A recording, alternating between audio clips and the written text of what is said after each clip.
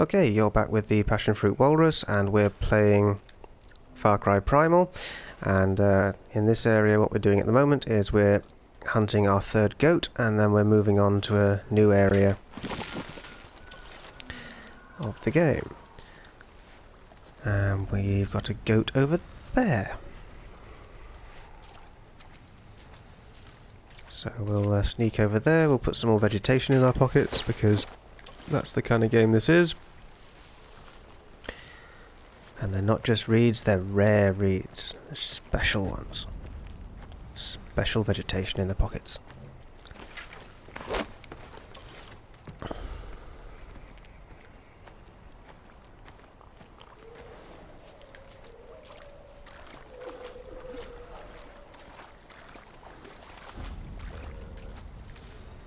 And you know, the amount of stuff characters like this tend to carry around in their pockets, they would need to be sort of having vast, huge sacks or something on their backs.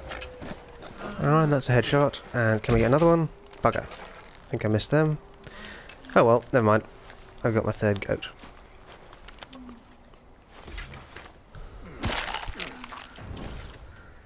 Right between the eyes. Okay. That's that little bit done, and now we're heading into a cave to light a little fire. Let's put some more rocks in our pockets, and some branches, and light a fire.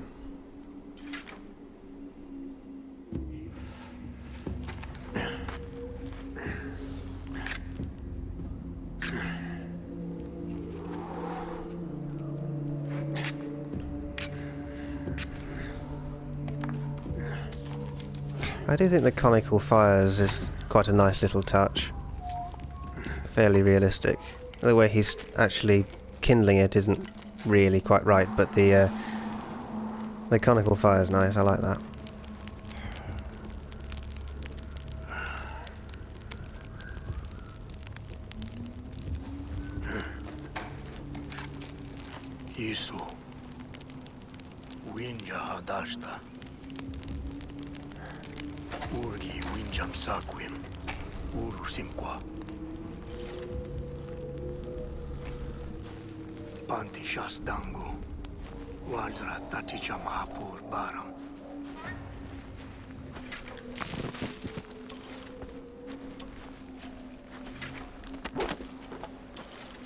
Okay.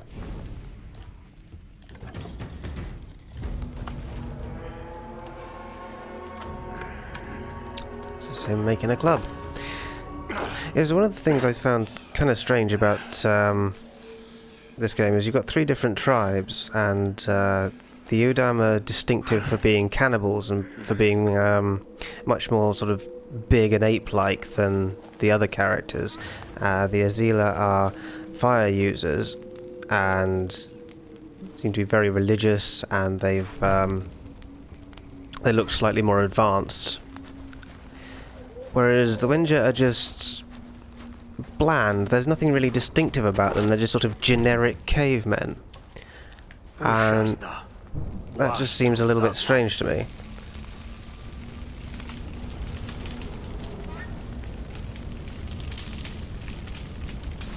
You'd think you'd have something distinctive. And the only thing that's really distinctive is the character you play, who can control animals later on in the game, and that's pretty distinctive for him, but the rest of the tribe doesn't seem to be able to do it, and for some reason he doesn't actually share his ability, so there's nothing really distinctive about them. They're just generic.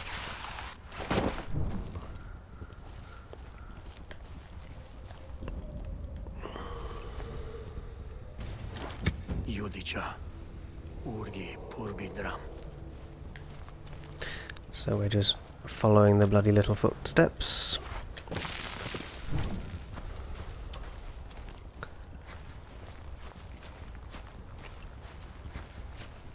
Yep. And let's stick another tree in our pocket. Our massive, massive pocket.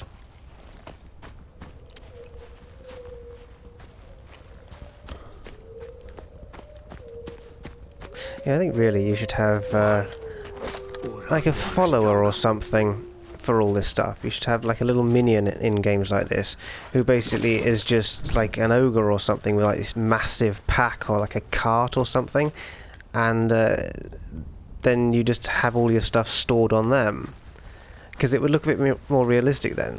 I mean, you've got huge amounts of vegetation and stuff in this game, and then for games like Dark Souls, for example, which I played, and The Witcher, and other games where you collect lots of inventory, you just end up with so much stuff, and you could just sort of imagine this cart just loaded up with like hundreds of shields and swords and random weapons and bizarre little trophies and costumes and food and dead animals and like everything. And come on, doggy. Oh crap. Okay. And yeah, I think it just sort of add a nice little touch of realism if games makers did something like that. So you've just got this little companion who, I suppose they'd have to have some degree of immortality so that they can't just, so you don't just lose all your stuff.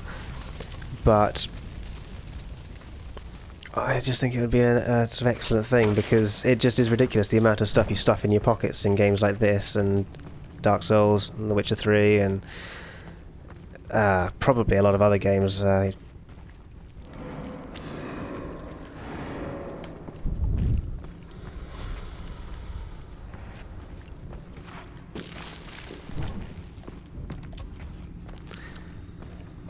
Little footsteps everywhere.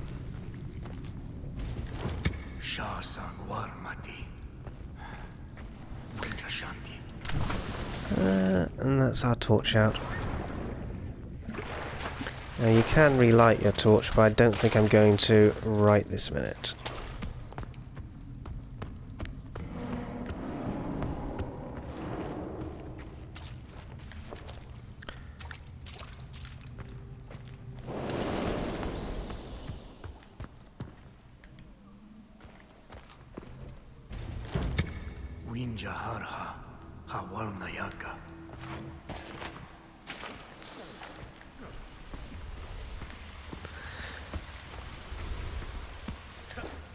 I do kind of think it's kind of funny as well that the characters in the game pronounce Wenger as Winger, which means someone who complains a lot.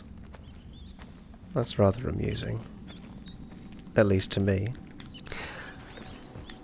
Oh, maybe I'll put the torch back on. Right, what am I doing? Nope, not that one. This one. Right. If you've got animal fat in your inventory, you can just light torches and spears and arrows and things, which can be handy.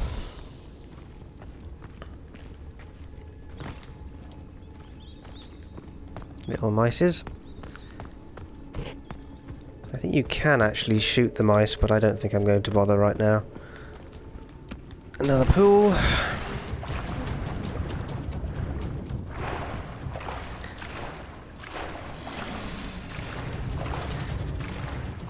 And it's time to see the pretty kitty again, who is there, completely ignoring us. I think it's just because it's part of a cutscene or sort of in-game event or whatever they're called. Because if this was like the actual game, that thing would be jumping in the river and attacking us like crazy, even though it's got a full meal. And yeah.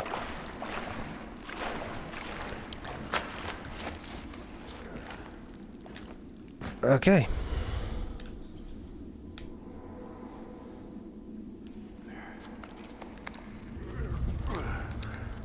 Yeah, that's one of the Udam. They're much more sort of primitive looking, and therefore distinctive.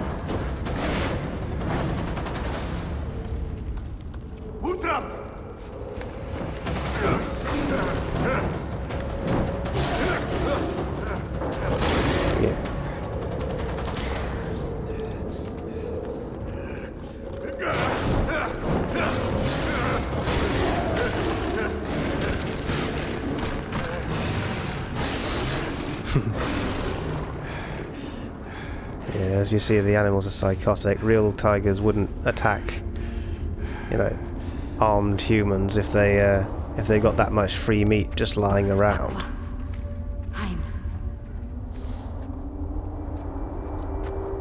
It's sort of a distinctive feature of the game, though, so that's kind of cool.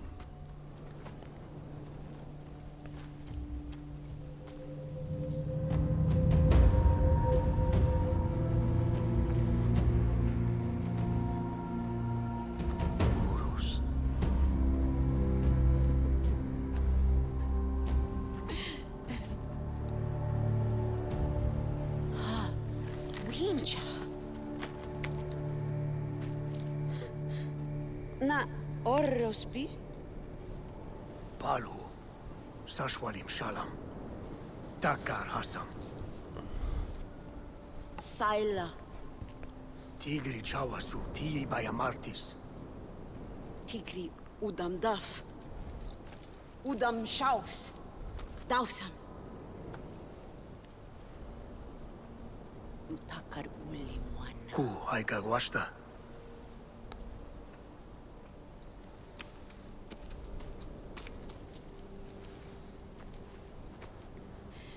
Mi kawa. Ahatra. Guama. Guama.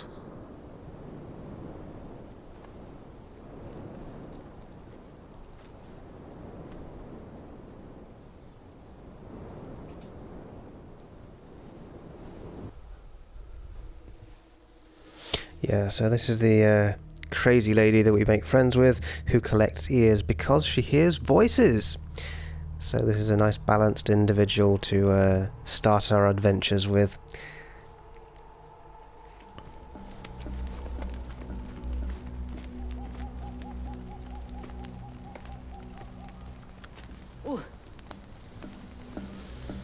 Ada.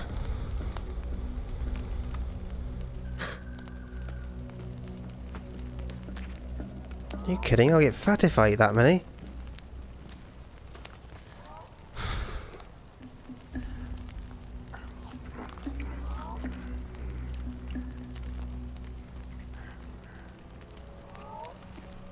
Kuala Yawinja, Ul. Udam shajan. Winja damsha. Hugujarra. Udam. Pal huwinja huguana.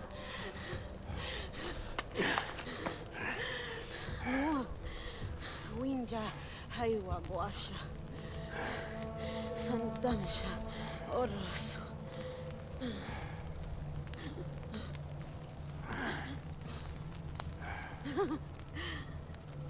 Tigre dansha dobo. Sakwim, Ay. Walta lauba aquí está. Mi barra.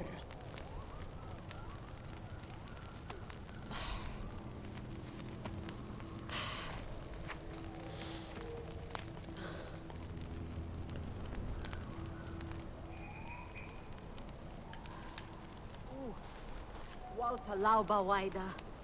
Hatigri walni yaka. Shrauman happy. Walta laiba waidata. Okay, crazy. Right then. We are going to call that it for this part, and we'll be back with part 3, and we'll be getting some green leaves for Syla so she can not be injured anymore. So hope to see you then, and bye bye for now.